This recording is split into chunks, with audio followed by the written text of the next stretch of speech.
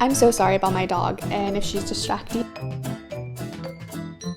Hey y'all, and welcome back to my channel. If you're new here, I'm Alicia, and today we're going to be talking about Irish authors that I think you should read during St. Patrick's Day. As you all know, we're still in the middle of a pandemic, so I will be staying in for St. Patrick's Day. I won't be going out, and I thought, hey, what a better way to celebrate St. Patrick's Day than to read some books by some Irish authors. So I did go ahead and do some research, so today I'm bringing you 9 Irish authors that you can read while staying in for St. Patrick's Day. As always, I leave the timestamps down below. I did divide up this video based on genres, so without any further ado, let's get right into it.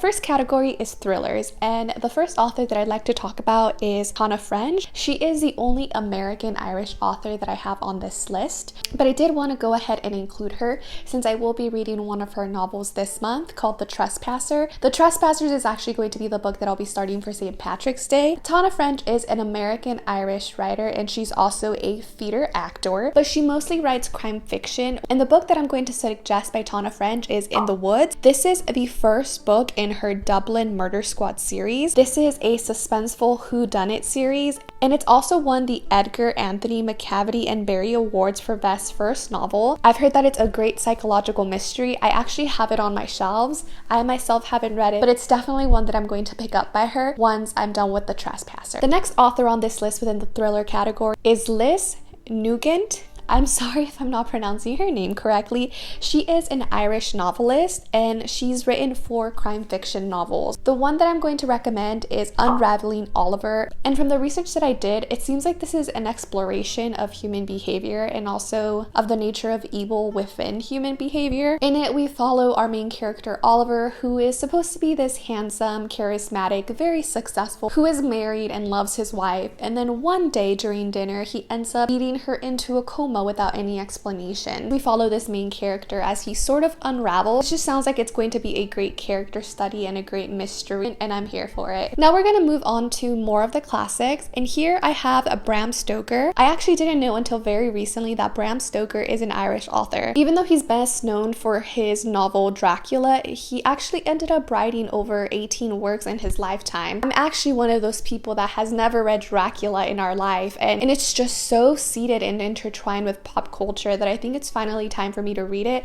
I do own it. I don't have my physical copy right now, but it's one that I definitely plan to read this year and really just read the source material that has inspired several areas of our pop culture. So it's one I think you should definitely check out. If you already read Dracula but you're looking for something a little bit more experimental, then we have James Joyce. James Joyce is an Irish novelist, poet, teacher, and literary critic. James Joyce is actually someone that contributed to the modernist avant-garde movement, and he's regarded as a great influential writer of the 20th century.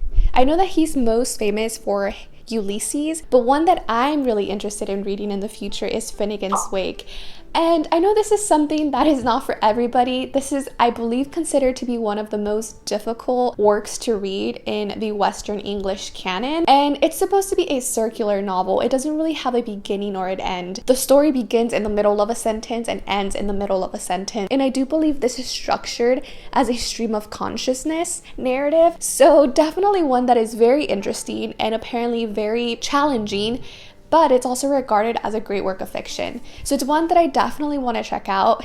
I don't know if it's for me, but it's one that I definitely want to give a try to. Now moving on to more contemporary experimental fiction, I want to start off with Mike McCormack, and he is an Irish novelist. The work that I want to recommend by him is called Solar Bones, and this is similar actually to Finnegan's Wake, but it's a little bit more contemporary. Solar Bones was longlisted for the 2017 Man Booker Prize. It's also the winner of the Bard Gaze Energy Irish Book Awards Novel of the Year. So it's definitely one that has gotten a lot of attention, and this one is written as a single sentence narrative. It's sort of also stream of consciousness, but not really, but it does lean on that end of the spectrum. And from what I gathered, this book takes place during the All Souls Day, and it's basically a rumination of a man into his childhood and everything that he lived. Super interesting. Seems like it's kind of like a slice of life type of book, but that really explores a lot of deeper themes of identity and growing up in Ireland, and maybe even explore some of the history of Ireland. Definitely one that is going to be slower paced and also a little bit more challenging to read because of that single sentence narrative, but it's one that I definitely want to check out. The next author on this list is one whose name I'm going to butcher. Eimer McBride, I believe is how you pronounce her name. And she is also an Irish novelist. And the book that is on this list is A Girl is a Half-Formed Thing. And this book actually won the inaugural Goldsmith Prize of 2013 and the 2014 Bailey's Women's Prize for Fiction. This one also borders the line of stream of consciousness. It's one that has no speech marks, and it's also peppered with Irish slangs and colloquialisms, which I don't read a lot of Irish literature, so definitely one that I think for me as an American might be a little bit more challenging. But I definitely want to explore more Irish literature, and seeing that this one does have Irish colloquialisms included in it is a big draw for me. And what really stood out to me is that people say this is written as a first-person internal monologue, which sounds really interesting. The last author who is in this contemporary genre, but is not as experimental, is Anna Burns, and the book on here is called Milkman, and it's one that I've actually been wanting to read for a very long time. This one is not written in a stream of consciousness way. I have heard that it's a very dense and very detailed novel, and because of that it might feel a little bit dry and a little bit difficult to get through, but it definitely has a lot of history in it, and it's one that really intrigues me. So Milkman is actually set in Belfast. The novel is set on the backdrop of the Troubles, or as it's known more globally, the Northern Ireland conflict. Anna Burns is a Northern Ireland writer, and the Northern Ireland conflict spanned a period of 30 years from the 1960s to the 1990s. We had the Unionists who wanted to remain part of the UK, and then we had the Irish Nationalists who wanted to separate from the UK and form one whole Irish identity. So this book is set on the backdrop of that. From what I gathered, Milkman is not only set during the backdrop of the Troubles in somewhere in the 90s, I believe, but it also talks about women and the portrayal and the role of women during this time period, which is something that I'm really interested in and want to explore a little bit more of. Last but not least, I have literary fiction, and for this I want to start off with Oscar Wilde. Although I know that I could have included Oscar Wilde in the classic section, I decided to include him in this section, and oddly enough I also didn't know that Oscar Wilde was Irish until very recently. Oscar Wilde was an Irish poet and a playwright, and the book that I want to recommend to you is The Picture of Dorian Gray.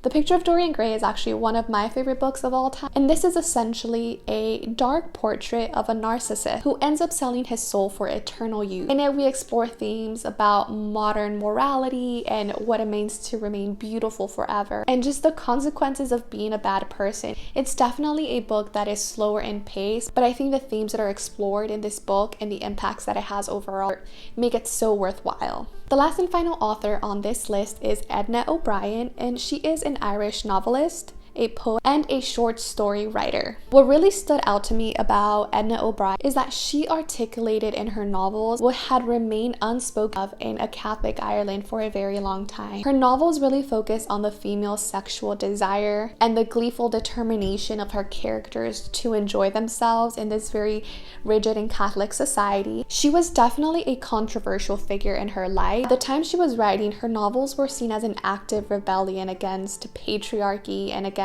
patriotism. The authorities actually ended up banning her books. So the book on this list that I want to recommend, and it's one that I haven't read myself, but it's one that I'm really interested in, is called The Country Girls. And this one is essentially a controversial expose of Irish society. It's an unflinching portrayal of the oppressive lives of women in 1960s Ireland, and delves a little bit more into the tyranny of the church during that time. So definitely one that I think is very important, and one that I definitely want to read and get my hands on. So those were all the Irish authors and the books that I've either read or want to read. I definitely want to include more Irish literature in my reading, so let me know down below if you've read any of these books or if you have any other works and other authors to recommend. I hope you all have a safe and happy St. Patrick's Day. If you've made it this far, leave a comment down below of something green.